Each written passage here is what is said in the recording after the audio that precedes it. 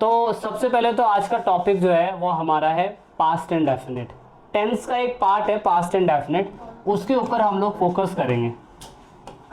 ठीक है, तो past indefinite, all we understand that कि जैसे मैंने कहा कि जो भी टेंस आप सीखते हो सभी टेंस की खासियत सिंपल सी ये होती है, आपको पहचान पता है इसका मतलब ये है कि आपको टेंस पता है।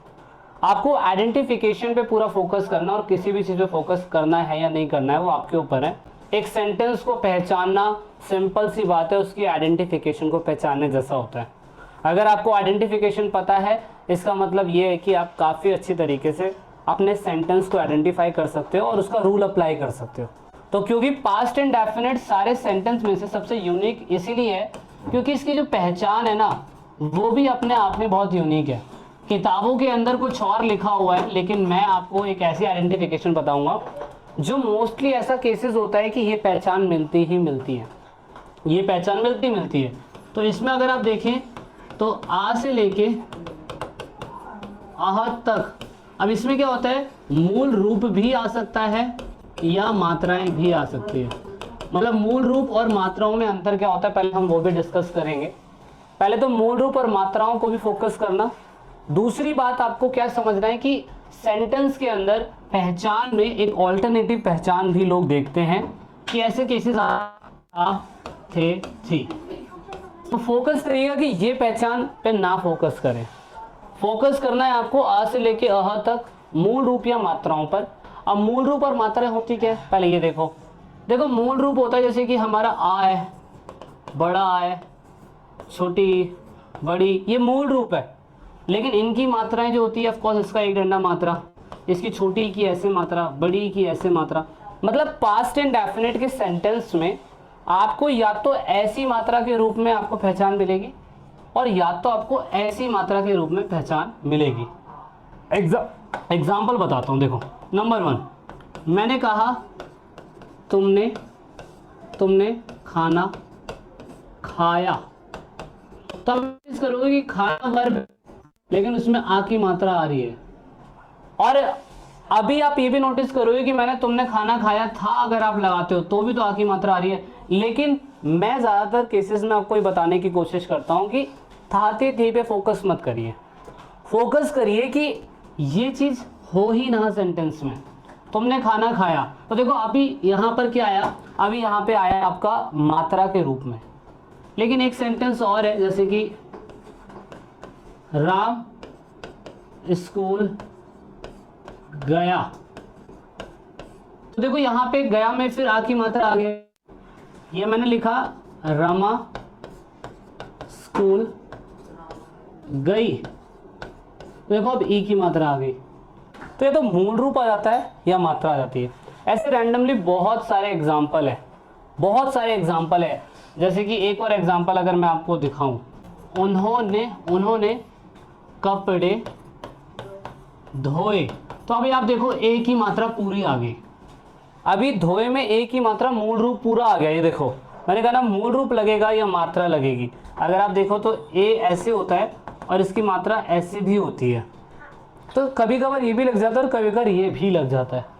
तो हमें ये समझना है कि ये सेंटेंस हो गया पास्ट एंड डेफिनेट। अब रैंडमली और भी देख लो, जैसे कि तुम्हारे भाई ने स्कूल खोला, तो फिर से देखो खोलना वर्ब है लेकिन आ की पहचान। सो ये जो आपकी पहचान आ रही है ना, ये जो पहचान आ रही है ये है पास्ट एंड डेफिनेट की। और पास्ट एंड डेफिनेट के लिए आपको सबसे इंपॉर्टेंट चीज़ है रूल को अप्लाई करना। और पूरी पास्ट एंड डेफिनेट के अंदर ये रूल अगर कहीं पे लग रहा है तो ये रूल सिर्फ एक ही जगह पे लगता है, पास्ट एंड डेफिनेट के सिंपल में। जब आप इसका नेगेटिव बनाते हो तो नेगेटिव बनाते समय ये रूल अप्लाई नहीं होता है। तो पूरी ग्रामर का सबसे यूनिक रूल सिर्फ यही है, पूरी ग्रामर का। अब वो है क्या, वो तुम्हें मैं यही बताने जा रहा हूँ कि पूरी ग्रामर का सबसे यूनिक रूल है क्या।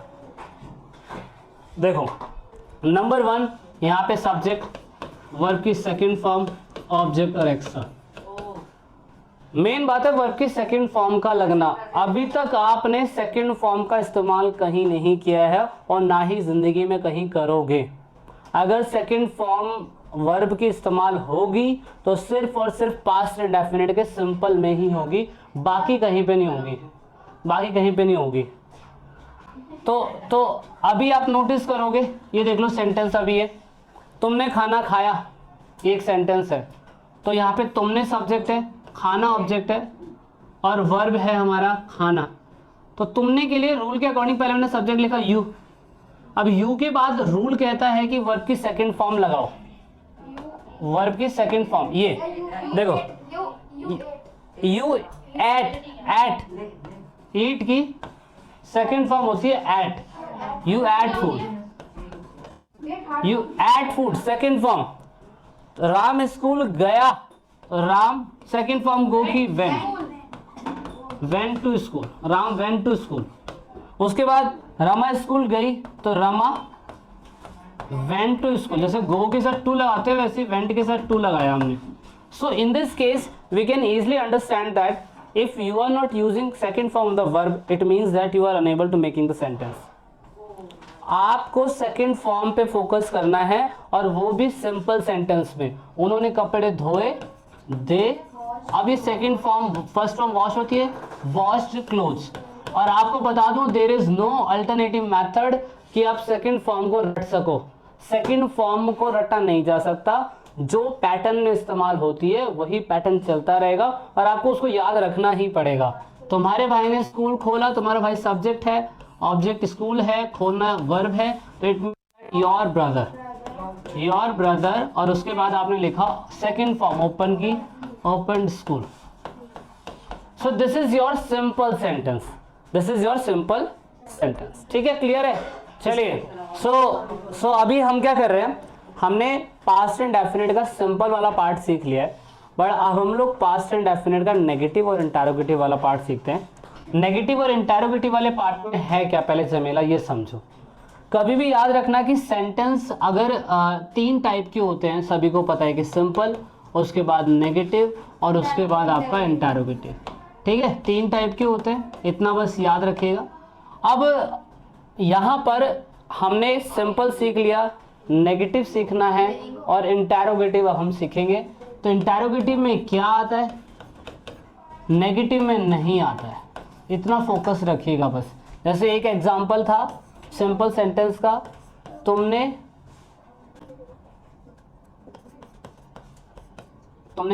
मुझे भेजा। एक मान लीजिए एक एग्जांपल है, तुमने मुझे भेजा, और नेगेटिव का एग्जांपल होगा तुमने मुझे नहीं भेजा। ठीक है, इंटरोगेटिव में क्या होगा, क्या तुमने मुझे भेजा। So you can easily find out that this is simple, this is negative and this is interrogative. क्यों? Because in negative sentence there is नहीं, in interrogative sentence there is क्या।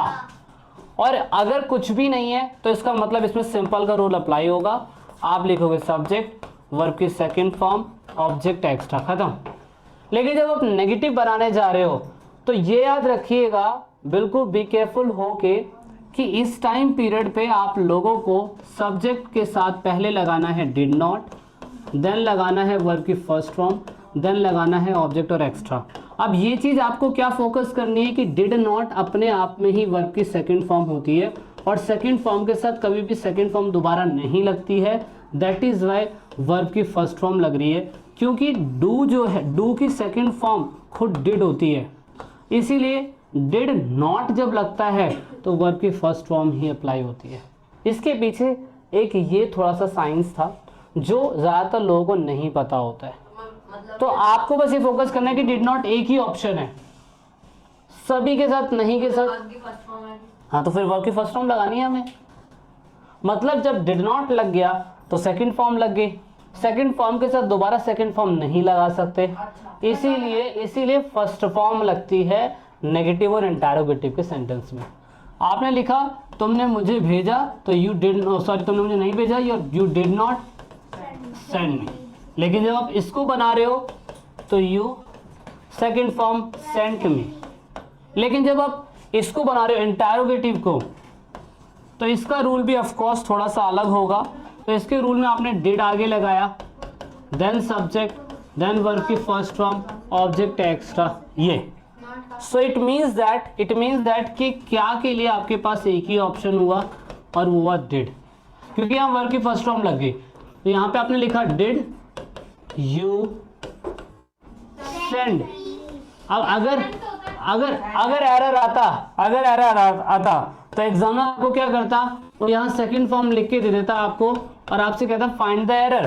तो बंदे कहेंगे सेंड तो ठीक लिखा हुआ है, लेकिन जबकि सेंड तो सेकंड फॉर्म है, सेकंड फॉर्म, और डिड जहां लग जाएगा वहां सेकंड फॉर्म कभी नहीं मिलेगी, वहां हमेशा फर्स्ट फॉर्म। जहां पर कुछ वहां सेकंड फॉर्म, जहां पर डिड नॉट फर्स्ट फॉर्म, जहां पर डिड फर्स्ट फॉर्म। यानी कि इसकी लॉजिक क्या है, लॉजिक ये है कि सिंपल सेंटेंस के अंदर वर्ब की सेकंड फॉर्म, नेगेटिव सेंटेंस के अंदर वर्ब की फर्स्ट फॉर्म, और इंटरोगेटिव सेंटेंस के अंदर भी वर्ब की फर्स्ट फॉर्म।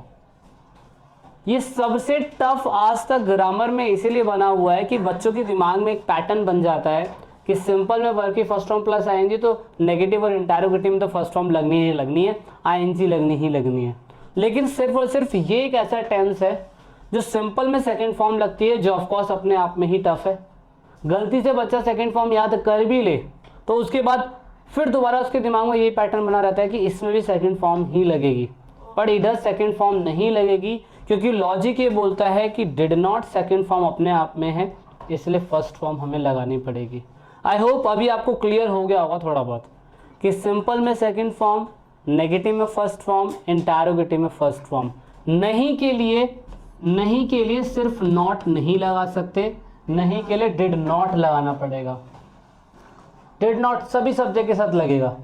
इंटरोगेटिव में नहीं के लिए आप डिड ही, मतलब इंटरोगेटिव में क्या के लिए आप डिड ही लगाएंगे, what, where, when, how, what, ये सब नहीं लगेगा।